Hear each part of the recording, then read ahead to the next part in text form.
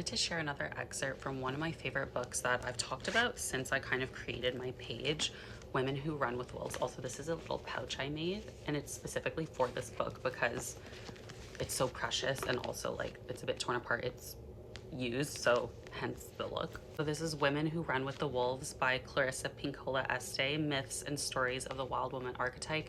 I've talked about this many times. This book is like my Bible. I always go back to it. I've reread it. I think I'm on my third rendition now of reading it, so you know, it's that good.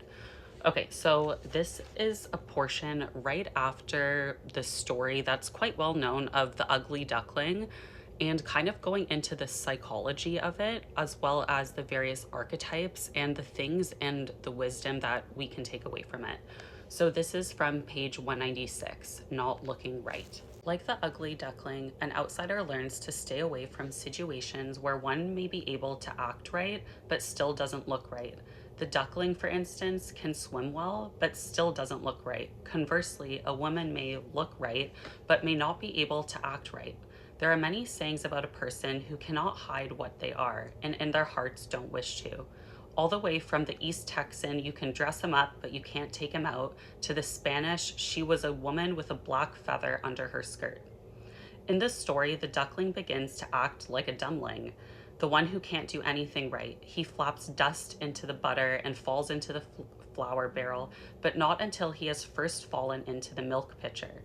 We all have had times like this. Can't do anything right, try to make it better. Makes it worse instead. Duckling had no business in that house, but you see what happens when one is desperate. One goes to the wrong place for the wrong thing. As one of my dear late colleagues used to say, you can't get milk at the ram's house. While it is useful to make bridges, even to those groups one does not belong to, and it is important to try to be kind, it is also imperative to not strive too hard, to not believe too deeply that if one acts just right, if one manages to tie down all the itches and twitches of the wildish creatura, the one can actually pass for a nice, restrained, subdued, and demure lady woman. It is that kind of acting, that kind of ego wish to belong at all costs, that knocks out the wild woman connection in the psyche. Then, instead of a vital woman, you have a nice woman who is declawed. Then you have a well-behaved, well-meaning, nervous woman, panting to be good. No, it is better, more graceful, and far more soulful to just be what and as you are, and let other creatures be what they are too. Finding one's pack, belonging as a blessing, frozen feeling, frozen creativity. Women deal with exile in other ways, like the duckling who becomes frozen in the ice pond. They freeze up. Freezing up is the worst thing a person can do. Coldness is the kiss of death to creativity, relationship, life itself. Some women act as though it is an achievement to be cold. It is not. It is an act of defensive anger. In archetypal psychology, to be cold is to be without feelings. There are stories of the frozen child, the child who could not feel, the corpses frozen in the ice, during which time nothing could move, nothing could become, nothing could be born. For a human to be frozen means to purposely be without feeling, especially toward oneself, but also, and sometimes even more so, toward others. While it is a self-protective mechanism, it is hard on the soul psyche, for the soul does not respond to iciness, but rather warmth. An icy attitude will put out a woman's creative fire. It will inhibit the creative function. This is a serious problem, yet the story gives us an idea. The ice must be broken and the soul taken out of the freeze. When writers, for example, feel dry, they know that the way to become moist is to write. But if they're locked in the ice, they won't write. There are painters who are grasping and gasping to paint, but they're telling themselves, get out of here, your work is weirdly strange and ugly. There are many artists who have not yet gotten a good foothold or who are old war horses at developing their creative lives. And yet still, every time they reach for the pen, the brush, the ribbons, the script, they hear, you're nothing but trouble, your work is marginal or completely unacceptable. Because you yourself are marginal and unacceptable. So what is the solution? Do as the duckling does. Go ahead, struggle through it. Pick up the pen already and put it to the page and stop whining. Write, pick up the brush and paint.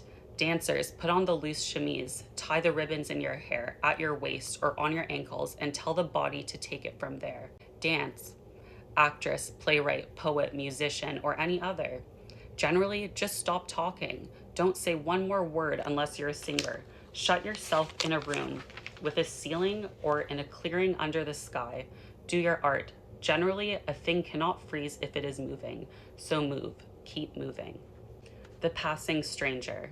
Although in the story the farmer taking the duck home seems to be a literary device to further the story rather than an archetypal leitmotif about exile, there is a thought here that I think is valuable. The person who might take us out of the ice, who might even psychically free us from our lack of feeling, it is not necessarily going to be the one to whom we belong. It may be, as in the story, another of those magical but fleeting events that again came along when we least expected it, in an act of kindness from a passing stranger. This is another example of nourishment of the psyche that occurs when one is at the end of one's rope and cannot stand it anymore. Then a something that is sustaining appears out of nowhere to assist you, and then disappears into the night, leaving you wondering, was that a person or a spirit? It might be a sudden gust of luck that brings something very needed through your door. It might be as simple a thing as a respite, a let up in pressure, a small space of rest and repose. This is not a fairy tale we are talking about now, but real life. Whatever it might be, it is time when the spirit, in one way or another, feeds us, pulls us out, shows us the secret passage, the hiding place, the escape route. And this is coming when we are down and feeling stormy, dark, or darkly calm, is what pushes us through the channel to the next step, the next phase in learning the strength of the exile. Exile as boon. If you have attempted to fit whatever mold and failed to do so, you are probably lucky. You may be in exile of some sort, but you have sheltered your soul. There is an odd phenomenon that occurs when one keeps trying to fit and fails. Even though the outcast is driven away, she is at the same time driven into the arms of her psychic and true kin, whether this be a course of study, an art form, or a group of people. It is worse to stay where one does not belong at all than to wander about lost for a while and looking for the psychic and soulful kinship one requires. It is never a mistake to search for what one requires. Never. There is something useful in all of this torque and tension. Something in the duckling is being tempered, being made strong by this exile. While this situation is not one we would wish on anyone for any reason, its effect is similar to pure natural carbon under pressure producing diamonds. It leads eventually to a profound magnitude and clarity of psyche. There is an aspect of alchemy wherein the base substance of lead is pounded about and beaten down. While exile is not a thing to desire for the fun of it, there is an unexpected gain from it. The gifts of exile are many. It takes out weakness by the pounding. It removes whininess, enables acute insight, heightens intuition, grants the power of keen observation and perspective that the insider can never achieve. Even though there are negative aspects to it, the wild psyche can endure exile. It makes us yearn for that much more to free our own true nature and causes us to long for a culture to match.